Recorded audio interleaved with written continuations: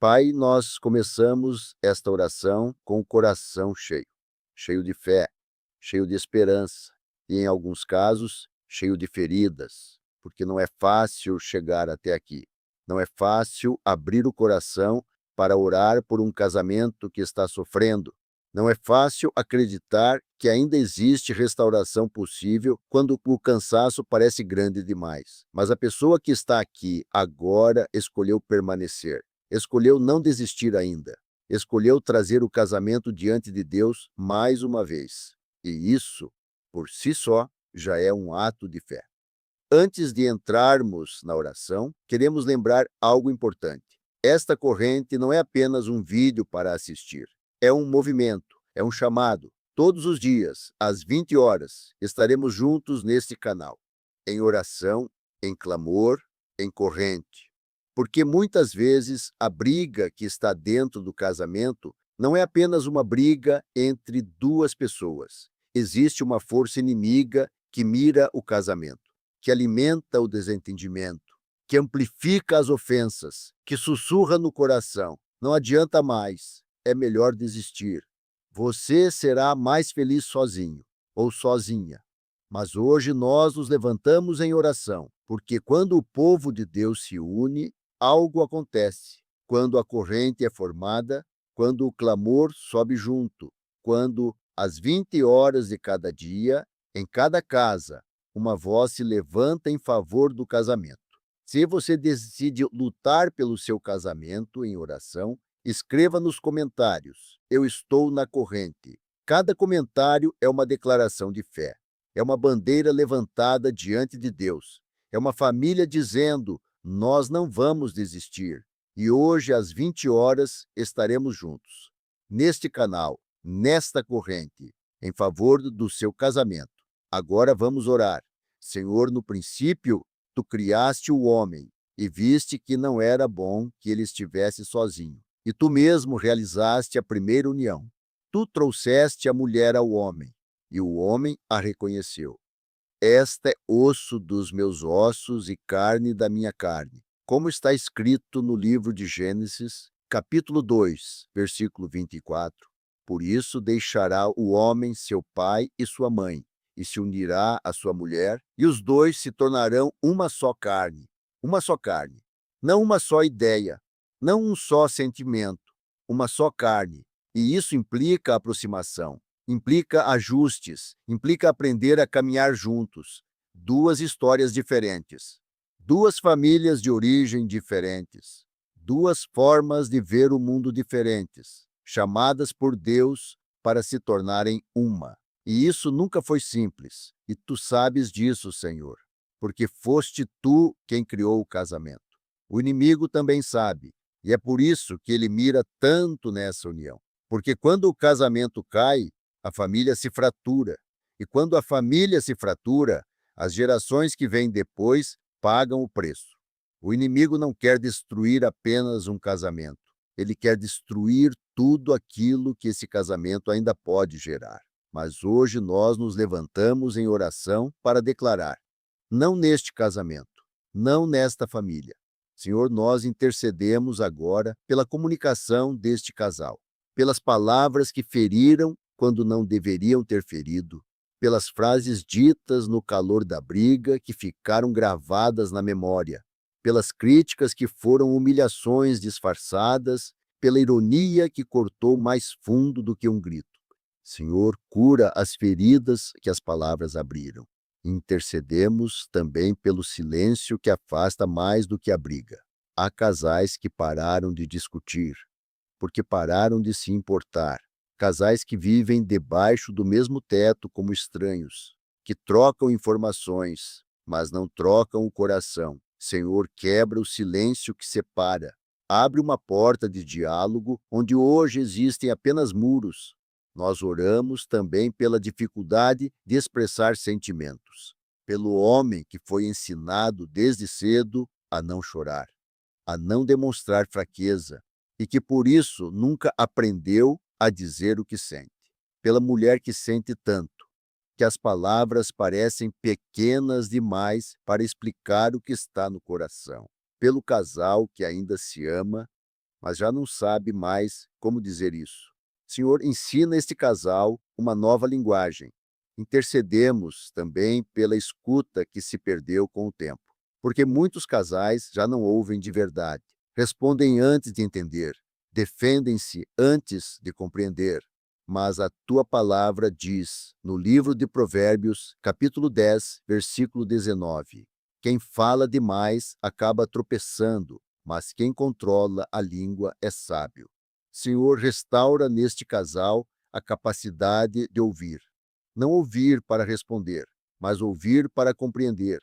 Que cada pessoa que está nesta oração aprenda a ouvir o cônjuge com os olhos de Deus. Senhor, coloca palavras novas na boca deste casal. Palavras que constroem, palavras que curam, palavras que reconhecem. Que o obrigado volte, que o eu te amo volte, que o eu errei volte, sem orgulho no caminho. Que a conversa antes de dormir volte, que a risada partilhada volte, que a comunicação deste casal seja restaurada. Começando hoje, começando nesta oração, em nome de Jesus. Amém. Pai, se existe uma palavra que o casamento precisa mais do que qualquer outra, é esta: perdão. Não porque o casamento seja fraco, mas porque o casamento é formado por duas pessoas imperfeitas, que vivem juntas todos os dias. E quando duas vidas caminham juntas, inevitavelmente surgem feridas. Pequenas feridas, que se não forem tratadas, se tornam cicatrizes. Cicatrizes, que se forem ignoradas, se transformam em muros. E muros, que se não forem derrubados, acabam se tornando separação. Senhor, há casais nesta oração que carregam anos de mágoas não resolvidas, mágoas que nunca foram realmente conversadas, feridas que foram empurradas para o silêncio. Existem aqui histórias de traição que sacudiram completamente a estrutura do casamento. Histórias de decepções profundas que deixaram o coração em pedaços, promessas quebradas, que criaram uma desconfiança tão grande que a pessoa já não sabe mais se consegue acreditar novamente. E talvez, Senhor, o maior obstáculo não seja apenas o que aconteceu. Talvez seja a ideia de que perdoar significa fraqueza. A ideia de que perdoar é fingir que nada aconteceu. A ideia de que perdoar é abrir a porta para ser ferido outra vez. Mas, Senhor, a tua palavra nos ensina algo diferente sobre o perdão. E poucas histórias revelam isso de forma tão profunda quanto a história de José. José foi vendido pelos próprios irmãos. Os que deveriam protegê-lo foram os que o traíram. Ele foi lançado em um poço, foi vendido como escravo, foi trocado por 20 moedas de prata. E José passou anos carregando essa dor, na escravidão, na prisão, no esquecimento. Mas, Senhor, quando José voltou a encontrar seus irmãos, agora em posição de poder, agora com autoridade, agora com a oportunidade perfeita para se vingar, ele fez algo inesperado. Ele escolheu o perdão. E então disse uma das declarações mais poderosas das Escrituras. Como está escrito no livro de Gênesis, capítulo 50, versículo 20, vós, na verdade, intentastes o mal contra mim, mas Deus o tornou em bem. José não negou a dor. Ele não fingiu que nada havia acontecido. Ele reconheceu o mal, mas ele também reconheceu algo maior: a mão de Deus, conduzindo a história. E esse entendimento libertou José, antes mesmo de libertar os irmãos. Senhor, ensina este casal o verdadeiro significado do perdão, porque perdão não é dizer que a ferida não existiu. Perdão é decidir que a ferida não vai determinar o futuro. Perdão é retirar das mãos do inimigo a arma que ele tentou usar para destruir o casamento. Perdão é um ato de coragem espiritual. E nós pedimos esse perdão agora, Senhor, para esses casais. Nós intercedemos pelo perdão da traição, para quem foi traído e ainda carrega a imagem do que aconteceu, para quem revive essa lembrança toda vez que o assunto volta. Senhor, Tu és o Deus que cura o que parece incurável. Apaga essa imagem dolorosa, cura essa memória, restaura a confiança que foi quebrada. Não em um único dia, mas passo a passo. Com a graça que vem do céu, nós intercedemos também pelo perdão das palavras que não podem ser retiradas. Palavras que foram ditas no calor da raiva, palavras que atravessaram o coração, como uma lâmina, palavras que continuam ecoando, mesmo depois de muito tempo. Senhor, tira o poder dessas palavras, que elas percam o veneno, que o coração que foi ferido seja curado por um amor maior do que a dor da ofensa. Nós oramos também pelo perdão do abandono emocional, porque existem pessoas que estão casadas há anos, mas se sentem completamente sozinhas. Pessoas que pediram atenção e receberam distância. Pessoas que tentaram se aproximar, mas foram ignoradas. Essa é uma ferida silenciosa, uma ferida que poucos veem, mas que machuca profundamente. Senhor, restaura a presença dentro deste casamento. Restaura o cuidado, restaura o olhar, restaura a atenção. E nós também oramos pelo perdão que precisa ser pedido e não apenas recebido, porque em todo casamento ferido, nenhum dos dois é completamente inocente. Há palavras que foram ditas, há gestos que faltaram, há momentos em que o orgulho falou mais alto. Senhor, derruba o orgulho, dá coragem para pedir perdão, dá humildade para reconhecer o erro. Que o marido tenha coragem de dizer, eu errei. Que a esposa tenha coragem de dizer, eu preciso mudar. Porque quando o orgulho cai, a restauração começa. A tua palavra diz no livro de Efésios, capítulo 4, versículo 32. Sede uns para com os outros benignos e misericordiosos, perdoando-vos uns aos outros, assim como Deus em Cristo vos perdoou. Assim como Deus nos perdoou. Esse é o padrão. Não é apenas força humana, não é apenas esforço emocional. É o perdão que recebemos de Deus, transbordando para dentro do casamento. Senhor, que o teu perdão seja maior do que a mágoa que existe neste casal. Que a reconciliação, que parecia impossível, se torne o testemunho que todos ao redor irão ver. Que este casamento seja restaurado, que o amor volte a florescer, que a aliança seja renovada e que o perdão abra caminho para um novo começo. Em nome de Jesus. Amém. Pai, existe uma dor que é mais difícil de carregar do que aquela que tem diagnóstico. É a dor que não tem nome. A pessoa foi ao médico. Os exames voltaram normais. O laudo diz que está tudo bem, mas o corpo diz que não está. É a dor que aparece sem explicação. O cansaço que não passa com o descanso. A ansiedade que aperta o peito sem razão aparente. O sono que não restaura. A mente que não consegue parar. O corpo que parece ter envelhecido antes do tempo. E o que torna isso ainda mais pesado é o silêncio ao redor. Porque quando não há diagnóstico, muitas vezes não há validação. As pessoas dizem, mas você está bem. Os exames mostram que está tudo normal. E então a pessoa aprende a calar o que sente. Aprende a fingir uma disposição que não tem. Aprende a existir em baixa potência, acreditando que esse é o limite do que pode ser. Mas o Senhor vê essa pessoa agora. O Senhor não precisa de laudo para reconhecer o sofrimento. O Senhor não precisa de diagnóstico para validar a dor.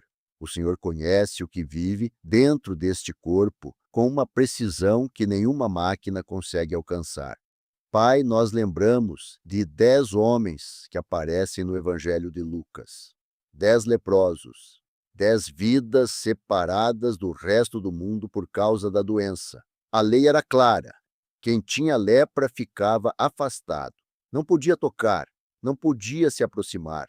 Eles precisavam avisar os outros de longe para manter distância. E quando Jesus passou pela aldeia, eles gritaram de longe, Jesus, mestre, tem misericórdia de nós.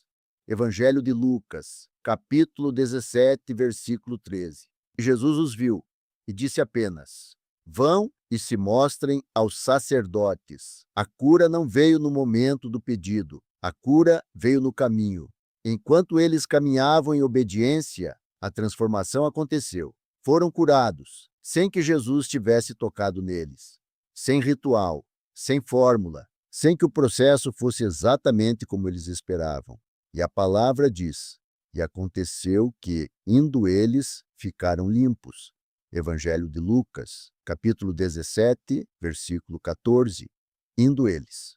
A cura acontece para quem continua caminhando mesmo sem ver a mudança ainda, para quem dá o próximo passo mesmo quando o corpo diz que não adianta, para quem obedece antes de ver o resultado. Por isso, Pai, nós intercedemos agora pela pessoa que continua caminhando sem ainda ver a cura. Olha para quem vive com dores que os exames não conseguem explicar. Ordena ao corpo que encontre o caminho da restauração, que aquilo que os laudos não enxergam, a tua mão possa corrigir, que o sistema nervoso encontre descanso, que a inflamação invisível ceda, que o corpo volte a ser um lugar de paz.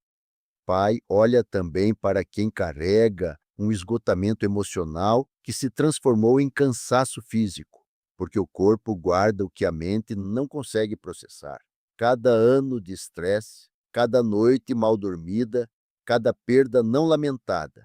Mas o Senhor é Deus que restaura, que a restauração venha de dentro para fora, da alma para o corpo.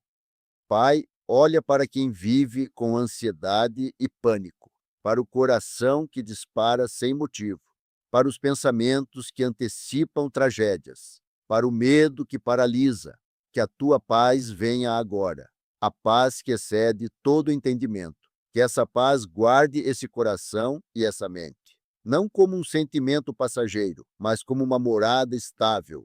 Pai, olha também para quem vive com depressão, para quem acorda já sentindo o peso do dia antes mesmo de o dia começar, para quem já não sente alegria nas coisas que antes traziam prazer, para quem está presente no corpo, mas distante na alma. Senhor, acende novamente o que se apagou, devolve a cor ao que ficou cinza, restaura o desejo de viver. Pai, olha também para quem está cansado de cuidar de alguém que está doente. O cuidador também se esgota, também se cansa, também tem limites, e muitas vezes não encontra espaço para dizer isso. Mas o Senhor vê esse cuidador, renova as suas forças, sustenta essa pessoa enquanto ela sustenta outra, porque a tua palavra declara: Ele cura os quebrantados de coração e lhes sara as feridas. Salmo 147, versículo 3. O Senhor cura os corações quebrantados, não apenas os corpos. O Deus desta corrente de oração cura o que aparece nos laudos e cura também o que não tem nome em nenhum diagnóstico. Por isso nós pedimos que a tua cura vá a fundo, até onde nenhum médico consegue chegar, até onde nenhum exame consegue alcançar, até onde somente a tua mão tem acesso. Em nome de Jesus. Amém. Pai, o casamento é como um jardim. E como todo jardim, ele precisa de cerca, porque sem limite, sem guarda, sem proteção, aquilo que vem de fora pode destruir o que foi plantado com tanto cuidado por dentro. E hoje, as ameaças ao casamento não vêm apenas de dentro, elas vêm de fora, com muita força, com muita estratégia, com uma precisão que só um inimigo que conhece bem o alvo consegue ter. Pai, nós lembramos de Neemias, o homem que foi chamado por Deus para reconstruir o muro de Jerusalém. A cidade estava em ruínas. O muro estava quebrado. E enquanto o povo trabalhava na reconstrução, os inimigos ao redor fizeram de tudo para interromper a obra.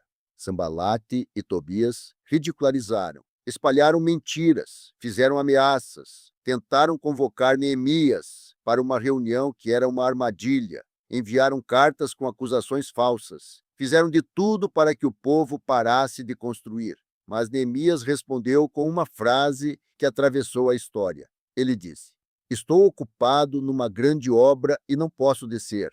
Por que cessaria a obra enquanto eu a deixasse e descesse até vós? Livro de Neemias, capítulo 6, versículo 3. Estou ocupado numa grande obra. Pai, o casamento também é uma grande obra, e o inimigo vai tentar de todas as formas fazer com que o casal desça. Desça do compromisso, desça da reconstrução, desça da perseverança. Mas a resposta de quem entende o que está em jogo é esta: não vamos descer. Há uma obra sendo construída. Por isso, Senhor, nós oramos agora pela proteção deste casamento. Proteção contra tudo aquilo que vem de fora para destruir o que Deus edificou. Pai, protege contra a infidelidade, contra o olhar que foi longe demais, contra a mensagem que não deveria ter sido enviada, contra a conversa que ultrapassou os limites. Senhor, coloca um muro de proteção ao redor dos olhos, dos pensamentos e do coração de cada cônjuge que está sendo apresentado diante de ti. Que o desejo pelo próprio cônjuge seja renovado.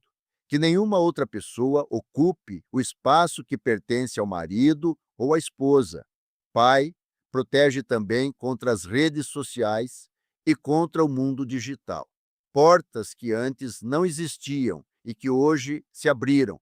Portas que permitem contato com pessoas do passado, com desconhecidos, com conteúdos que alimentam insatisfação, conteúdos que fazem o cônjuge se comparar, que criam uma vida paralela dentro do próprio casamento. Senhor, dá sabedoria a este casal, que eles saibam usar as redes sem que as redes passem a governar o coração deles. Pai, protege também contra interferências das famílias de origem, quando opiniões ultrapassam limites, quando comentários geram divisões, quando parentes alimentam desconfiança. Senhor, a tua palavra ensina que o homem deixará pai e mãe, que este casal aprenda a construir uma identidade própria, sem rejeitar a família, mas sem permitir que a família governe o casamento. Pai, protege também contra amizades que enfraquecem o casamento. O amigo que sempre incentiva a separação. A amiga que faz o cônjuge sentir que está perdendo algo por estar casado. Ambientes que normalizam a infidelidade, o desrespeito e o descaso.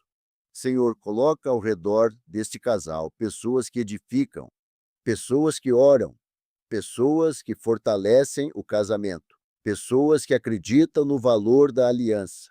Pai, protege também contra o pensamento de separação. Pensamentos que surgem nos momentos de cansaço, ideias que dizem: seria mais fácil sem ele, seria mais leve sem ela. Senhor, remove esse pensamento e coloca no coração deste casal a visão do que este casamento pode se tornar quando restaurado por ti, porque a tua palavra declara: nenhuma arma forjada contra ti prosperará. Livro do profeta Isaías, capítulo 54, versículo 17. Nenhuma arma, nenhuma traição, nenhuma mentira, nenhuma interferência, nenhum sussurro do inimigo, nada que foi forjado contra este casamento vai prosperar, porque este casamento está coberto pelo sangue de Jesus. E aquilo que Deus uniu o inimigo não tem autoridade para separar. Pai, ergue agora o muro de proteção ao redor deste casamento. Protege aquilo que está dentro e impede que aquilo que vem de fora entre para destruir. Nós colocamos este casamento debaixo da tua guarda. Em nome de Jesus, amém. Pai, o dinheiro é uma das maiores causas de conflito dentro do casamento. Não porque o dinheiro seja mau, mas porque dois projetos de vida diferentes, duas histórias diferentes com o dinheiro, dois medos diferentes, duas formas diferentes de gastar e de poupar, quando colocados sob o mesmo teto, acabam criando atritos que poucos sabem como resolver. Pai, há casais que brigam por causa de dívidas, casais que vivem sob a pressão do fim do mês, que sempre chega antes do dinheiro.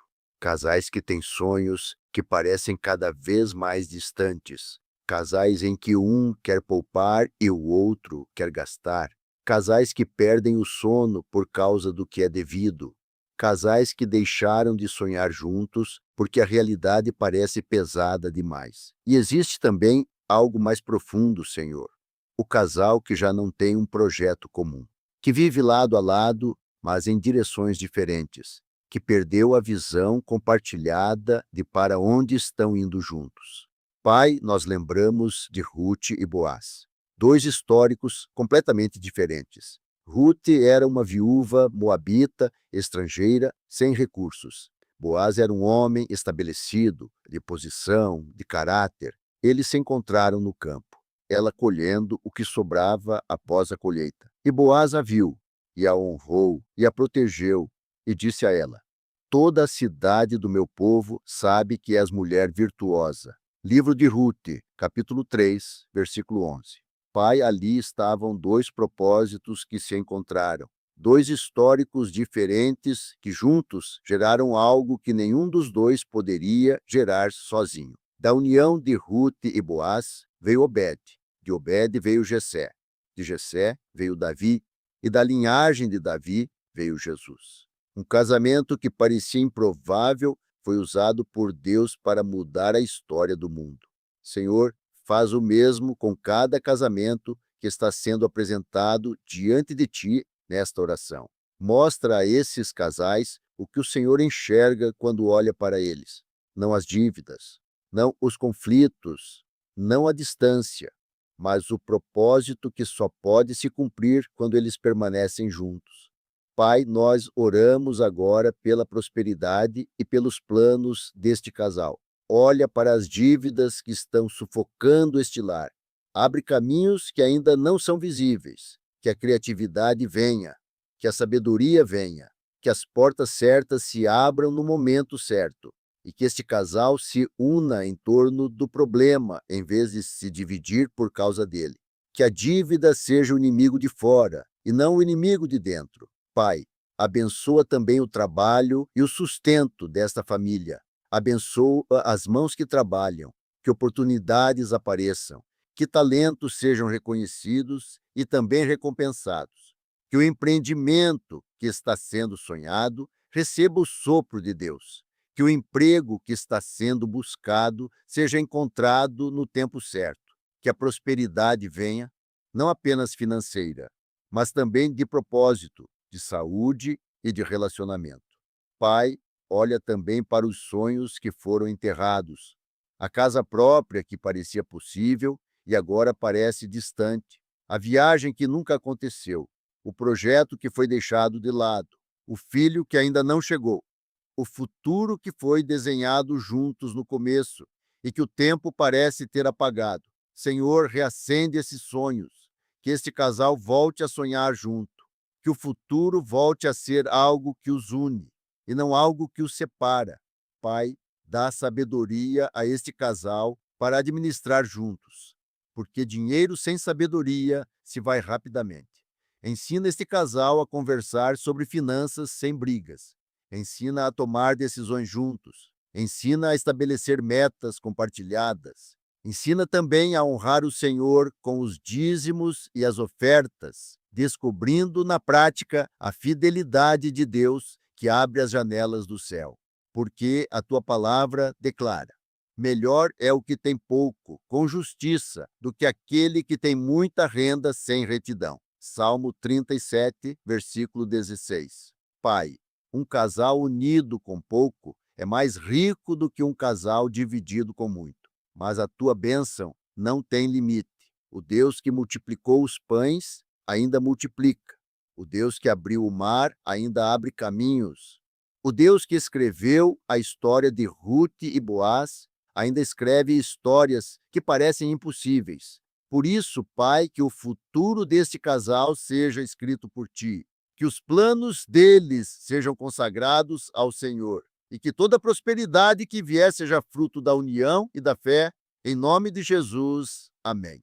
Pai, vamos entrar agora em um território que a maioria dos púlpitos evita, um território que é profundamente bíblico, profundamente belo, e que o inimigo conseguiu contaminar com vergonha e silêncio.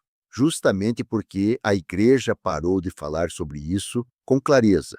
Estamos falando da intimidade do casal, do desejo, da atração, da vida sexual dentro do casamento. Precisamos começar com uma verdade fundamental. Deus não criou a sexualidade como uma concessão à fraqueza humana. Ele não a tolerou. Ele não a permitiu a contragosto. Ele a criou antes da queda, no jardim, quando tudo ainda era perfeito.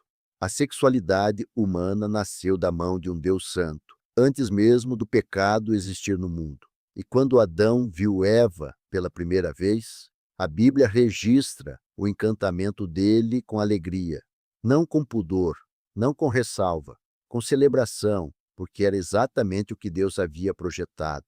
E há um livro inteiro na Bíblia dedicado a esse amor, o Cântico dos Cânticos.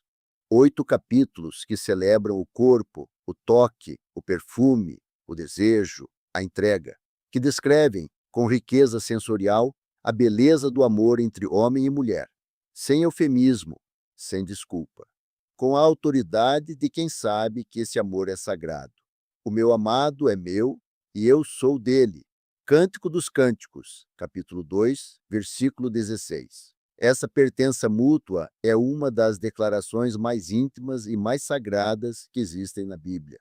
Não é apenas sentimento, é comprometimento de corpo, alma e espírito, e ela foi criada por Deus para florescer dentro do vínculo do casamento, para ser um selo de união que o mundo não consegue replicar fora dali. Mas o que acontece na prática, em muitos casamentos, é muito diferente disso. O cansaço da rotina vai apagando o desejo aos poucos. As mágoas não resolvidas criam uma distância que não fica apenas no coração. Ela desce para o corpo, e o quarto, que deveria ser lugar de encontro, vira apenas lugar de descanso. O casal dorme lado a lado, mas não se toca. Passa semanas sem intimidade real. Meses, em alguns casos, anos em outros. E ninguém fala sobre isso, porque dá vergonha admitir, mas a intimidade é um dos pilares do casamento. E quando ela vai embora, uma parte essencial da união vai junto. O marido cumpra o seu dever para com a mulher, e igualmente a mulher para com o marido. A mulher não tem autoridade sobre o próprio corpo, mas o marido, e igualmente o marido não tem autoridade sobre o próprio corpo, mas a mulher. Não vos recuseis um ao outro, exceto por mútuo consentimento, por algum tempo, para vos dedicardes à oração. Primeira carta aos Coríntios, capítulo 7, versículos 3 a 5. Não vos recuseis um ao outro. A intimidade dentro do casamento é uma responsabilidade mútua. Não é um favor que um faz ao outro dependendo do humor do dia. É um ato de amor, de entrega, de honra ao vínculo que foi estabelecido diante de Deus. E usar a intimidade como arma, negar o corpo como punição ou controle, é uma das formas mais sutis de violência dentro do casamento. Há ainda outra dimensão que precisa ser nomeada. A intimidade é uma das principais barreiras contra a tentação.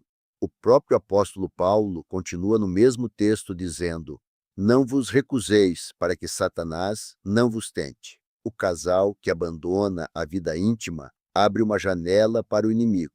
Um casamento sexualmente saudável é um casamento mais blindado. Senhor, nós oramos agora pela vida íntima de cada casal nesta oração, pelo desejo que foi se apagando com os anos, para o casal que um dia teve fogo e hoje tem apenas hábito, que acordam juntos, mas distantes, que já não se buscam com a urgência do começo. Senhor, tu que reacendes o que foi se apagando, tu que fazes novas todas as coisas, que o marido volte a ver a esposa com olhos de encantamento, que a esposa volte a querer se aproximar sem que seja um esforço, que o toque volte, que o riso no quarto volte, pelas mágoas que fecharam o corpo, porque quando o coração está ferido, o corpo fecha junto. A intimidade exige vulnerabilidade total, e quem foi ferido aprende a se proteger construindo muros. Para o casal que se afastou fisicamente, porque já se afastou emocionalmente. Que a cura do coração abra novamente o caminho do toque, que o perdão trabalhado nos eixos anteriores prepare o terreno para a intimidade restaurada. Pela distorção que o mundo plantou sobre a sexualidade, o casal cristão vive numa cultura que hipersexualiza tudo e, ao mesmo tempo, distorce completamente o que a intimidade saudável deve ser. Comparações que roubam a confiança, padrões impossíveis, conteúdos que criam expectativas que o casamento real não foi feito para cumprir. Senhor, que tu limpes a mente desse casal de tudo que foi plantado pelo mundo, que a intimidade deles seja definida pela tua palavra, pela beleza do cântico dos cânticos, e não pela cultura corrompida, pela frequência e pela qualidade da vida sexual no casamento. Que o casal não deixe essa área pagar por negligência, que priorizem um ao outro, mesmo com filhos pequenos, mesmo com cansaço, mesmo com a vida cheia, que criem espaço intencional para se encontrarem, que aprendam a se comunicar sobre esse tema com honestidade e sem crítica, que a intimidade seja tratada como algo precioso que precisa de atenção contínua. Pelo casal cuja intimidade foi interrompida por doença, distância ou trauma, para quem está passando por um tratamento que afeta o desejo, para quem está vivendo uma distância forçada, para quem carrega um trauma do passado que ainda interfere no presente. Senhor, traz cura, traz paciência, traz criatividade a esse casal. Que eles encontrem formas de manter a conexão mesmo nas limitações. Que a intimidade emocional sustente o casamento, enquanto a física se restaura. Pelo casal que não consegue falar sobre intimidade sem constrangimento. Para muitos casais, conversar sobre a própria vida sexual é mais difícil do que qualquer outra conversa. Existe vergonha, existe medo de magoar, existe o silêncio que foi se instalando. Senhor, traz abertura e coragem para esse diálogo. Que o casal aprenda a se comunicar sobre esse tema com respeito, com honestidade e com amor. Que as necessidades de cada um sejam ouvidas sem julgamento. Honroso seja o casamento entre todos e o leito sem mácula. Carta aos Hebreus, capítulo 13, versículo 4. Honroso, sem mácula. A cama do casal é santa diante de Deus. O que acontece ali, dentro dos limites do casamento, tem a bênção plena do Criador. Não é pecado, não é vergonha, não é menos espiritual do que a oração. É a expressão mais completa da entrega de dois que se tornaram um. A linguagem que só o casamento fala, o selo que Deus colocou sobre esse vínculo. Que a vida íntima deste casal seja restaurada, Senhor. Que o desejo seja reavivado como fogo que não se apaga. Que a entrega seja mútua, gozosa, confiante e santa. Que o quarto deste casal seja um santuário de encontro, não apenas de corpos, mas de almas que se conhecem e se escolhem todos os dias. Amém. Pai, neste momento da oração, nós voltamos agora o nosso coração para o homem do lar, para o marido, para o varão da família, para aquele que o Senhor levantou como companheiro da esposa e como referência espiritual dentro da casa. Este eixo é para os homens. E é uma conversa que precisa ser feita com honestidade, com respeito e com amor. Não é uma acusação, não é uma lista de cobranças. É um convite para o homem que ama a esposa e quer continuar sendo não apenas o marido com quem ela vive, mas o homem que ela ainda deseja. Há um fenômeno silencioso que acontece em muitos casamentos. O homem que namorou com cuidado, que se arrumava para encontrar a amada, que investia na própria aparência porque ela valia esse esforço, vai, com o passar dos anos, deixando tudo isso para trás. A conquista foi feita, o anel está no dedo, a certidão está guardada, e sem perceber, o homem para de investir em si mesmo. O corpo vai mudando, os hábitos de cuidado vão sumindo. A roupa, o cheiro, a disposição, a saúde, tudo vai sendo deixado de lado, enquanto o trabalho, o cansaço e a rotina tomam conta.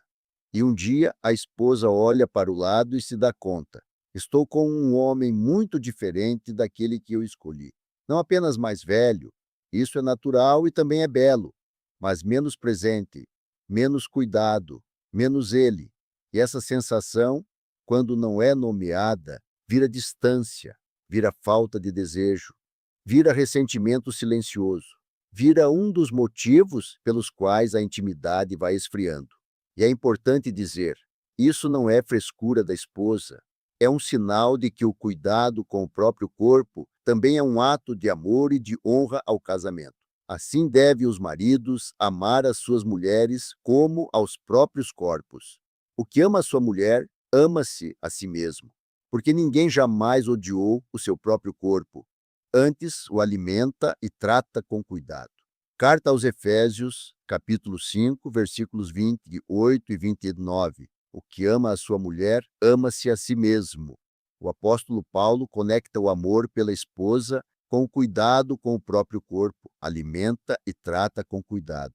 Esse é o padrão dado pelo apóstolo. O homem que cuida do próprio corpo está, ao mesmo tempo, cuidando do casamento, porque o corpo que ele habita não é apenas seu. Foi entregue à esposa no altar. Faz parte do vínculo que os dois formam. E negligenciar esse corpo é, em alguma medida, negligenciar ela. Ou não sabeis que o vosso corpo é templo do Espírito Santo que habita em vós, o qual tendes da parte de Deus, e que não sois de vós mesmos? Portanto, glorificai a Deus no vosso corpo. Primeira carta aos Coríntios, capítulo 6, versículos 19 e 20. Glorificai a Deus no vosso corpo. O corpo do homem cristão é templo do Espírito Santo. Cuidar desse corpo não é vaidade, é mordomia, é responsabilidade, é adoração, é honrar o Criador que fez esse corpo com propósito, é honrar a esposa a quem esse corpo foi entregue e é garantir presença real para a família que depende desse homem. Senhor, nós oramos agora pelo homem desta casa, pelo varão desta família, pelo marido que o Senhor colocou como companheiro e protetor deste lar. Que ele tenha disposição para cuidar da saúde com seriedade. Para o homem que não vai ao médico há anos, porque não tem tempo, porque não quer saber ou porque tem medo do que pode descobrir. Para o homem que acha que cuidar da saúde é coisa de fraco. Senhor, traz a esse homem uma consciência nova, que ele entenda que fazer o check-up, cuidar da pressão, do colesterol, da glicose, é garantir que ele estará presente nos próximos anos. Para a esposa, para os filhos, para o propósito que Deus ainda tem para a vida dele. Pelo combate ao sedentarismo e ao descuido com o corpo. Para o homem que sabe que precisa se movimentar, mas nunca encontra tempo. Que vive sentado, que não dorme direito, que come mal, que acumulou peso e perdeu disposição ao longo dos anos. Senhor, acende nesse homem o desejo de cuidar do templo que recebeu, não para ter um corpo de atleta, mas para ter energia, vitalidade e disposição para estar presente de verdade, para ter saúde para chegar à velhice com qualidade ao lado da esposa, pelo autocuidado com a aparência no dia a dia, o cabelo cuidado, a barba feita ou aparada com capricho, a roupa limpa e passada com intenção, o cheiro agradável, o asseio que comunica respeito. Essas coisas parecem pequenas, mas têm um peso enorme para a esposa. Quando o marido se cuida, ele diz sem palavras: você ainda vale o meu esforço, você ainda me motiva a querer ser o melhor que posso ser. E esse recado alimenta o desejo e o respeito dentro do casamento, pela vitalidade que o casamento precisa. Para o homem cuja vida íntima dentro do casamento foi sendo afetada pelo estilo de vida, pelo sedentarismo, pelo estresse crônico, pela alimentação inadequada, pelo sono insuficiente. Senhor, restaura a vitalidade desse homem, que o corpo responda, que a disposição volte, que ele seja presente, ativo e disponível para esta esposa, não apenas quando tiver vontade, mas como expressão contínua de amor e de escolha, pela autoestima que foi sendo erodida com o tempo. Para o homem que deixou de se ver como atraente, que olha no espelho e só enxerga o que mudou, o que piorou, o que envelheceu, que desistiu de investir em si mesmo porque já não acredita que isso faz diferença. Senhor, restaura a autoestima saudável desse homem, não com arrogância, não com vaidade, mas com a consciência de que ele foi criado à imagem de Deus, que ele tem valor, que ainda tem muito a lá oferecer e que a esposa ao lado dele merece um homem que se respeita. Pela renovação do desejo de conquistar a esposa todos os dias, porque o casamento não é o fim da conquista, é o início de uma conquista contínua. O homem que para de se esforçar para ser atraente, para surpreender, para investir na relação, está deixando o terreno fértil para o distanciamento. Senhor, reacende nesse homem o fogo da conquista, que ele olhe para a esposa e pense: ela merece o meu melhor. Que ele tome iniciativas, que ele surpreenda, que ele seja o marido que ela sonhou ter, não apenas no dia do casamento, mas todos os dias depois, pela responsabilidade de ser exemplo para os filhos. Os filhos aprendem o que é ser homem observando o pé do pai. Um pai que se cuida, que vai ao médico, que se exercita, que se arruma com intenção. Ensina ao filho como cuidar de si mesmo e ensina à filha o que esperar de um homem. Senhor, que esse homem seja um modelo saudável, não apenas para a esposa, mas também para os filhos que estão observando cada detalhe da vida dele. Sede sábios no andar para com os de fora, aproveitando bem o tempo. Carta aos Colossenses, capítulo 4, versículo 5. Aproveitar bem o tempo. O homem que entende o valor do que tem não desperdiça o tempo que poderia investir no casamento. Ele sabe que os anos passam, que o corpo muda, que a presença tem prazo, que o hoje não se repete. E por isso ele investe no próprio corpo, na própria saúde, no próprio cuidado, no próprio casamento. Que o homem desta oração se levante hoje, Senhor.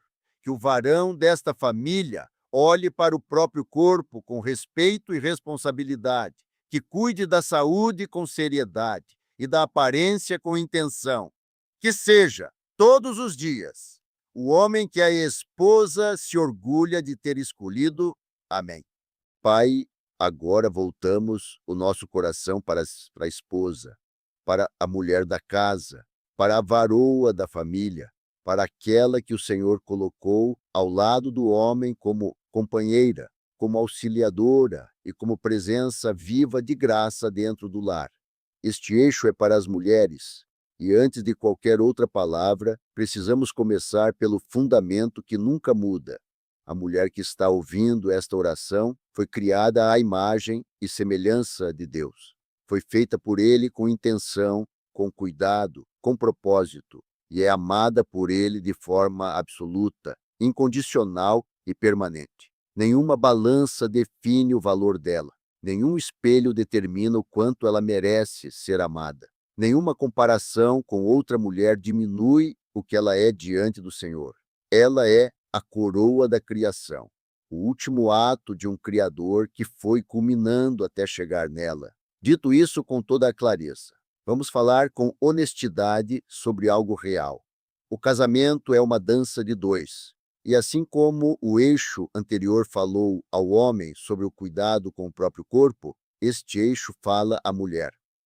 Não como cobrança, não como pressão, mas como convite a florescer, porque ela merece florescer, e porque o marido ao lado dela merece a mulher que ela pode ser. A Bíblia fala de uma mulher que é retratada com admiração no Cântico dos Cânticos. Uma mulher que conhece a própria beleza, não com arrogância, mas com consciência. Uma mulher que se cuida, que se perfuma, que se prepara para o encontro com o amado, não por obrigação, não por medo de perder o marido, mas porque o amor desperta nela o desejo de ser bela para ele. Como és bela, amor meu, como és formosa. Cântico dos Cânticos, capítulo 1, versículo 15. O amado a vê e a nomeia bela, e ela recebe esse olhar. Ela não o rejeita por falsa modéstia. Ela floresce dentro desse amor, porque foi criada para ser vista, admirada e desejada pelo marido. Mas há forças poderosas que roubam da mulher o desejo de florescer. A primeira é o esgotamento. A mulher moderna carrega um peso que nenhuma geração anterior carregou da mesma forma. Ela trabalha fora, cuida dos filhos, administra a casa, sustenta o casamento emocionalmente. E ao final do dia, quando chega o momento de se olhar no espelho, não sobrou energia nem para isso. O cuidado com a própria aparência é o primeiro a ser cortado quando a lista fica longa demais. A segunda força é o apagamento da própria identidade. A maternidade, que é um dom extraordinário, pode engolir a identidade da mulher se ela não tomar cuidado. Ela deixa de ser mulher para ser apenas mãe, deixa de ser esposa para ser apenas cuidadora, e vai perdendo o contato com a própria feminilidade e com o próprio desejo de se sentir bonita. A terceira força são as mágoas não resolvidas, porque quando a mulher não se sente amada, ela para de se investir. Por que se arrumar para quem não te vê? Por que se cuidar para quem não te valoriza? O descuido com a aparência, em muitos casos, é um sintoma, não de preguiça, mas de ferida. E a cura dessa ferida é o que abre a porta para o florescimento de volta. E a quarta força é a comparação com padrões impossíveis. Um mundo que bombardeia a mulher real com imagens fabricadas e editadas digitalmente, que faz qualquer corpo humano parecer deficiente em comparação. A mulher aprende a se olhar com crítica antes de se olhar com graça. E esse olhar crítico mata o florescimento antes mesmo que ele comece. Enganosa é a graça e vã é a beleza, mas a mulher que teme ao Senhor, essa será louvada. Provérbios, capítulo 31, versículo 30. A mulher que teme ao Senhor. O fundamento de tudo é o caráter, a fé, a essência. Provérbios 31 é claro nessa hierarquia. Mas o mesmo capítulo descreve uma mulher que cuida do próprio corpo, que se veste com força e honra, que trabalha com disposição e alegria. O cuidado com a aparência não contradiz a profundidade espiritual. Ele complementa. É fruto da mulher que se ama porque foi amada por Deus, que se cuida porque é mordomia honrar o templo que recebeu, que floresce não para a aprovação do mundo, mas para a glória do Criador e para o deleite do marido que ele lhe deu. Senhor, nós oramos agora por essa mulher, pela restauração do olhar que ela tem sobre si mesma, para a mulher que há muito tempo não consegue se ver como bela, para a mulher cujo espelho virou inimigo, para a mulher que já não se permite investir em si, porque não acredita que vale, para a mulher cujas palavras que ouviu ao longo da vida foram construindo uma imagem distorcida de si mesma. Senhor, restaura o olhar dessa mulher, que ela se veja com os olhos de Deus, que ela ouça a voz do Criador dizendo sobre ela: como és bela, como és formosa, e que ela acredite, pelo cuidado com o corpo que foi sendo negligenciado, para a mulher que sabe que precisa se cuidar, mas não encontra tempo nem energia. Senhor, traz sabedoria para ela criar espaço para si mesma, que ela entenda que cuidar de si não é egoísmo, é sustentabilidade. A mulher que se cuida tem mais para dar, tem mais presença, tem mais alegria, pequenos hábitos sustentáveis que vão restaurando a vitalidade um dia de cada vez. Pelo resgate do prazer de se cuidar e se embelezar, para a mulher que perdeu o gosto de se arrumar, que usa apenas o básico porque já não vê sentido, que abriu mão de si mesma em nome de tudo e de todos. há tanto tempo, que esqueceu como é se sentir bonita, Senhor. Reacende nela esse prazer, que ela se vista com alegria, que ela se perfume, que sorria para o próprio reflexo, que descubra novamente que cuidar de si é um ato de respeito próprio e também um presente para o casamento, pela libertação da comparação e da autocobrança cruel, para a mulher que nunca se sente suficiente, que se compara com outras mulheres nas redes sociais e sempre sai perdendo, que critica o próprio corpo com uma dureza que jamais usaria com outra pessoa. Senhor, liberta essa mulher, que ela seja livre para ser bela do jeito que é, com o corpo que tem, na fase em que está, na história que viveu, que a graça que vem de dentro seja mais poderosa do que qualquer padrão externo, pelo desejo de continuar sendo atraente para o marido. Para a mulher cujo desejo de agradar ao marido foi apagado pelas mágoas, pelo cansaço ou pela falta de reciprocidade. Senhor, restaura esse desejo, não como obrigação, não como medo, mas como expressão de amor e de escolha, que ela queira florescer para ele, e que o marido, também transformado por esta oração, tenha olhos para vê-la, voz para nomeá-la bela, e coração grato pelo dom que Deus colocou ao lado dele, pela sabedoria para criar hábitos de cuidado sustentáveis. Não a pressão de uma transformação total da noite para o dia, mas pequenas escolhas diárias que vão restaurando a vitalidade. Uma caminhada curta, um momento só dela antes de começar o dia, uma roupa que ela gosta, um perfume que a faz sentir bem. Hábitos simples que vão comunicando para ela mesma: eu me importo com quem eu sou. E esse autocuidado transborda para o casamento e para tudo que ela toca. Muitas mulheres procedem virtuosamente, mas tu as superas a todas. Provérbios, capítulo 31, versículo 29. Tu as superas a todas. Esse é o olhar que o marido deve ter sobre a esposa. E esse é o olhar que Deus tem sobre essa mulher. Não uma entre muitas, mas aquela que supera todas. Não por perfeição, mas por escolha, por amor, por pacto. Que essa mulher floresça em toda a sua plenitude, Senhor. Que ela se cuide com alegria, sem culpa e sem comparação. Que ela se veja como tu a vês, maravilhosa, amada, suficiente. E que o casamento dela seja um jardim onde ela tem espaço para crescer, para se abrir e para ser admirada. Amém. Pai, nós chegamos agora ao fim desta oração e não saímos como entramos. Algo foi movido aqui. Algo foi dito que estava guardado há muito tempo. Algo foi entregue que estava sendo carregado sozinho, em silêncio, há meses ou há anos. Lágrimas que estavam represadas foram derramadas. Pedidos que viviam apenas no fundo do coração foram finalmente falados em voz alta diante de Deus. E tu ouviste cada palavra, cada suspiro, cada silêncio entre as palavras. Tu viste cada pessoa que abriu esta oração com o coração partido. E tu agiste, mesmo que ainda não seja visível. Tu agiste. Nós chegamos agora ao lugar onde Josué chegou ao fim de uma longa jornada. O povo havia atravessado o deserto por 40 anos. Havia enfrentado batalhas, perdas, fraquezas e vitórias. E agora estava na terra prometida. E Josué, sabendo que sua hora estava chegando, convocou todo o povo para uma última declaração. Não um discurso, mas uma escolha, uma posição, uma bandeira. Escolhei hoje a quem servireis, mas eu e a minha casa serviremos ao Senhor. Livro de Josué, capítulo 24, versículo 15.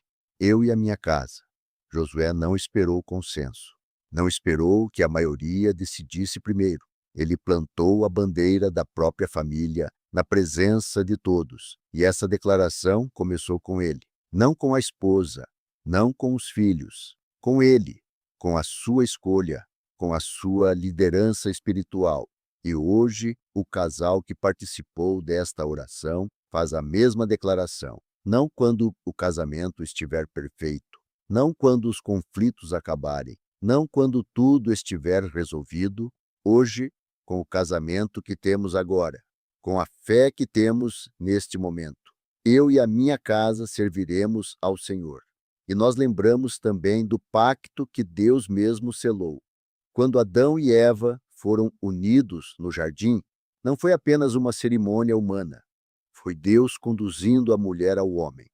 Foi Deus sendo a testemunha e o celebrante do primeiro casamento. E o que Deus uniu naquele jardim, Ele continua unindo em cada altar onde dois se entregam diante dele. O que Deus ajuntou, não o separe o homem. Evangelho de Mateus, capítulo 19, versículo 6. Deus ajuntou não apenas a atração, não apenas a circunstância.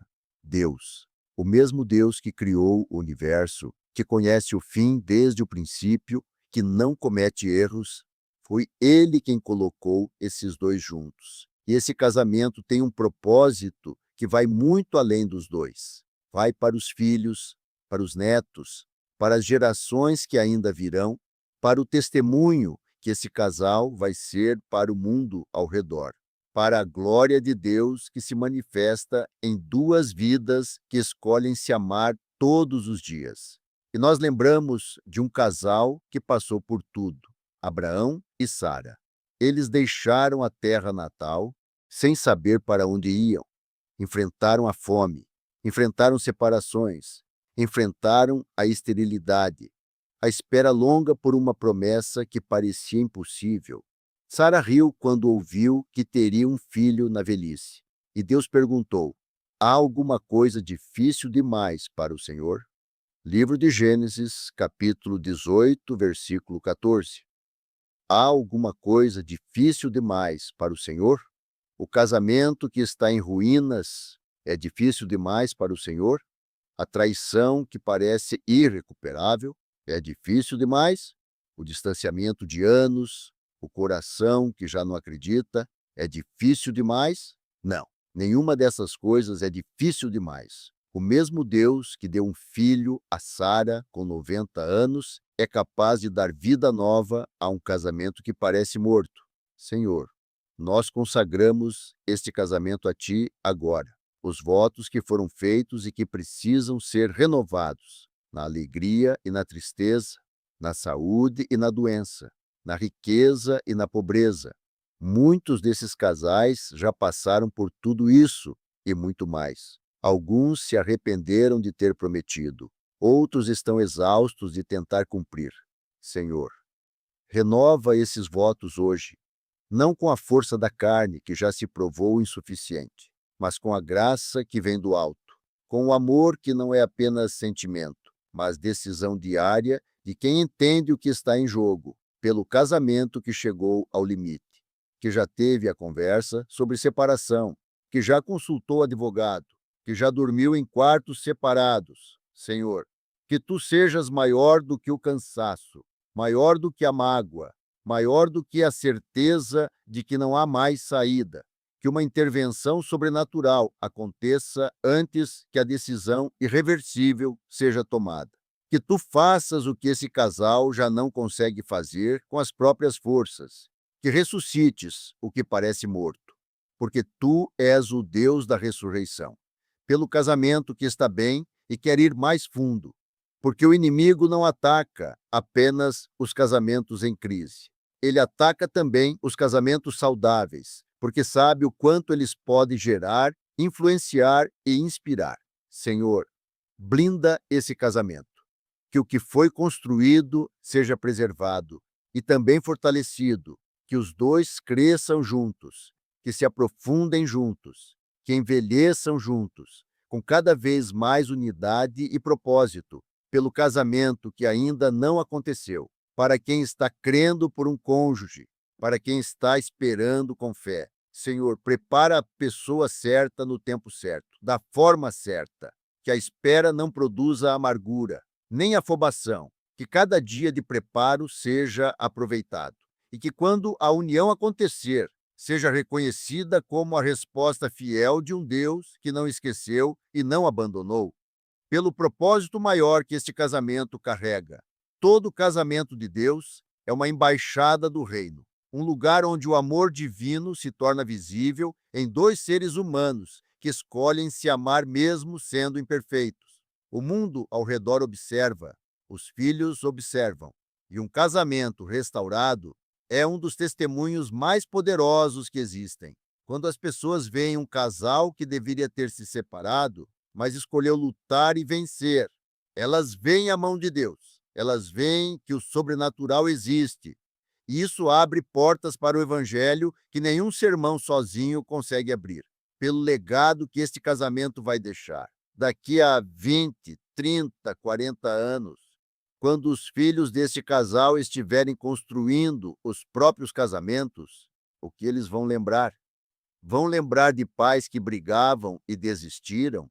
Ou de pais que passaram por dificuldades e escolheram lutar? Senhor, ajuda esse casal a construir um legado que vai muito além deles mesmos, um legado de fé, de perseverança, de amor, que atravessa gerações. E agora, antes de encerrarmos, há um convite que não pode ser ignorado. Esta corrente não termina aqui. Todos os dias, às 20 horas, estaremos juntos neste canal, em oração, em clamor, em corrente viva pelo seu casamento, porque a batalha pelo casamento é real e o inimigo não descansa. Por isso, o povo de Deus também não pode descansar. Quando muitos clamam juntos, o céu se move.